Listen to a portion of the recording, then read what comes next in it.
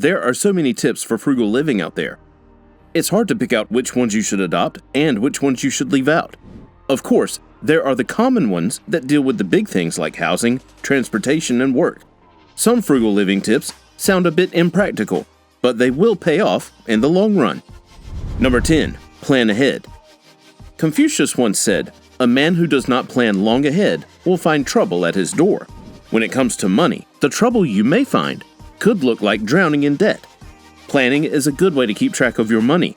It could be a monthly, weekly, or daily activity as long as it is a plan that accounts for so many things you have to do. Plan for everything you need like meals and outfits. Writing things out before will help you prioritize and spend more on what is necessary. Have a shopping list when you decide to go shopping. Planning ahead includes planning for big purchases. Don't go out to buy a house the moment you are struck with the idea. Check out the market and save towards it. Plan for your trips ahead of time so that you can keep track of travel deals. Of course, sometimes life doesn't go according to plan, but it helps to have a basis you can refer to. People who write down their plans or have plans hit more of their goals than people who don't. They also save more because they are not doing last-minute shopping or activities. Number 9. Save your change. Some people like to believe they are averse to carrying coins. They are firm believers in the gospel of the credit card. The card is easier to swipe and keeps swiping right on your debt. Sure, coins are noisy, but they can come in handy, especially when you are faced with a slot machine or only want to part with the exact amount of money. It's great to be generous and allow the tellers to keep the change, but if you leave your change at every store you visit, you end up losing plenty of money that you would have used for something else. Having a piggy bank is a great way to save your change without losing coins all over the house. You'll be surprised at how much cents saved can amount to when you add them up. Number 8.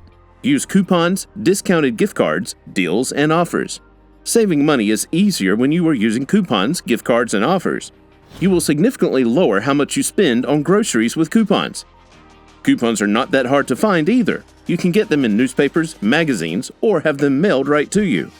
You will save a sizable chunk of your money using that. Discounted gift cards will also help you save money in the long run. If you spend $80 to buy a $100 card, you will be able to save $20. And you don't need to throw them out if you forgot about them and didn't redeem them. Sell them on sites like carddash.com. The deal with deals and offers is simple. Look out for various offers from your favorite stores and restaurants like subsidized meals for kids and a commission if you refer someone. You will save plenty of money that way as well.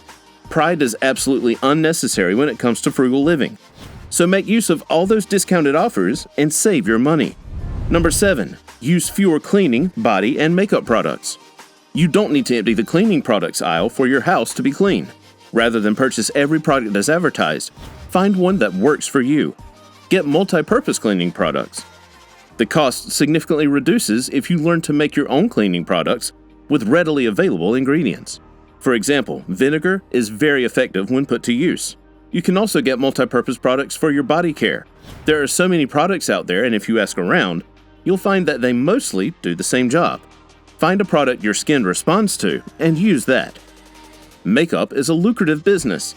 It feeds off the consumer's insecurities. While it might look nice, some layers of makeup just damage your skin. You don't need to walk out looking like a failed artist project. Match your makeup to the event. Sometimes all you need is eyeshadow and some lipstick. Most times, less is more, and this is true for frugal living. If you use less, you need less and you will spend less, allowing you to hit your saving goal. Number 6. Only buy when you are all out. Shopping can be exciting. Everyone always wants to try out new things. There is something wholesome about opening boxes or being the first to unseal something. Chasing this feeling keeps people buying items even before there is a need for them. If you do this for your foodstuffs, they may go bad before you have the time to get to them, especially if they are perishable foods like tomatoes. There are only so many tomatoes that you can add to your soup after all. This kind of thinking will save you from double shopping and bulk buying. Your weekly grocery shopping will also become more manageable, allowing you to save more. Waiting until you are all out will prevent waste and allow you to gauge how long a product actually lasts. You might find that your shampoo lasts 3 months instead of buying the product every month. Once you know the duration of a product, you will plan better and use less money, which is the overall goal of frugal living. If your liquid dish soap is almost done, add some water to it to get the most out of it. And you can recycle the containers so that you are saving on every front. Number 5. Return items within the return window. Most stores enforce a favorable refund policy. They understand that you might buy something because you liked it on display, but it was not working for you in reality. It might not match the decor theme you've got going, or the clothes might be a few sizes off. Rather than letting your rejected items pile up in a corner, allow them to go to someone who will love them. We hold on to items thinking that we'll have use for them. Maybe you could lose a few pounds with time and fit into your dress, or you could use the decorative piece when you move to another space. Unfortunately, some of those items wither before they have been useful. If you don't need it now, let it go. You'll be able to get a similar piece or a better one when you get to that season you are stocking up for. Always check for the return policy of a store before committing to an item. Don't wait until the last minute to return items. Of course, you need to show proof of purchase with your receipt. If you don't want to keep receipts on you, take a photo. You could also keep the item in its wrap to prevent any damage to it. However, if you are outside the return window and still will not need the item, consider selling it online to get some of the money back for it. Number 4. Hold off on buying a new phone. Communication is significantly easier with a phone. It's a very handy device. It's easy to talk to family all the way on the other side of the world without waiting months for a letter to arrive. Because we get so attached to our phones, we want them to mirror our financial standing in society. It's not enough to have a phone. It has to be one of the latest releases on the market. The issue with this is that the newer the phone, the more expensive it is, and most of the time, they are not adding any groundbreaking features to it. Can you make and receive calls? Can you read your emails and messages? And because it is very important in this generation, can you take a decent photo and upload it to your social media platforms? If you are doing okay on those fronts, then hold off on getting a new phone. You don't need to go broke to be cool. If your phone is dead though, think of getting a slightly older model that has great functions and won't leave you cashless. Number 3. Eat leftovers.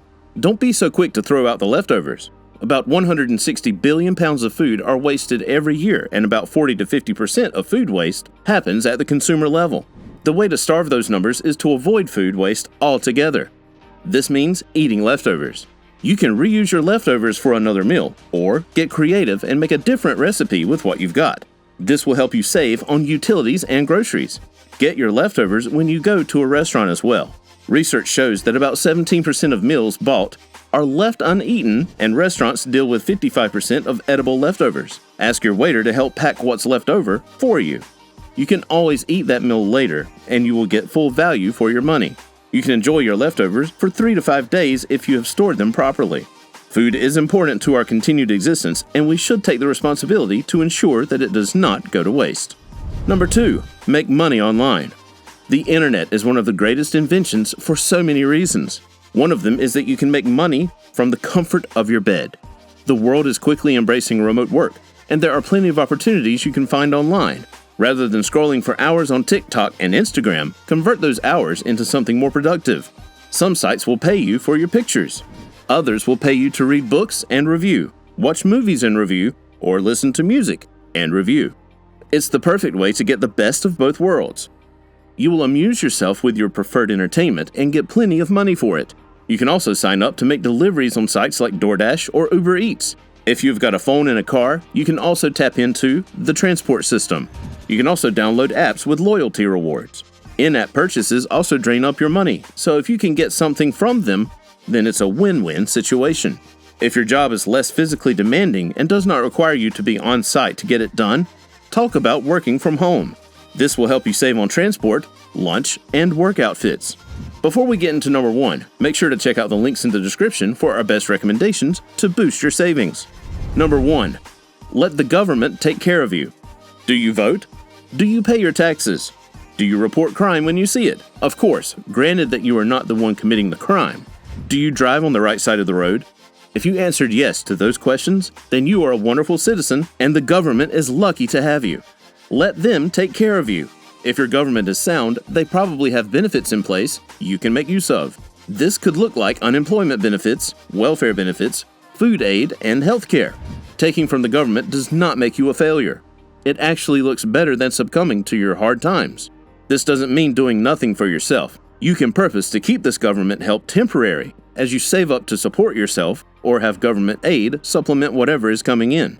Aside from the benefits, there are also public services that will help you save up. Have your birthday picnic at a public park, visit the museum and public libraries for entertainment, or commute to work on a public bus. Some governments also take care of your education to a certain degree, and you can apply for state-sponsored scholarships to help you out. These services and benefits are put in place for you to enjoy.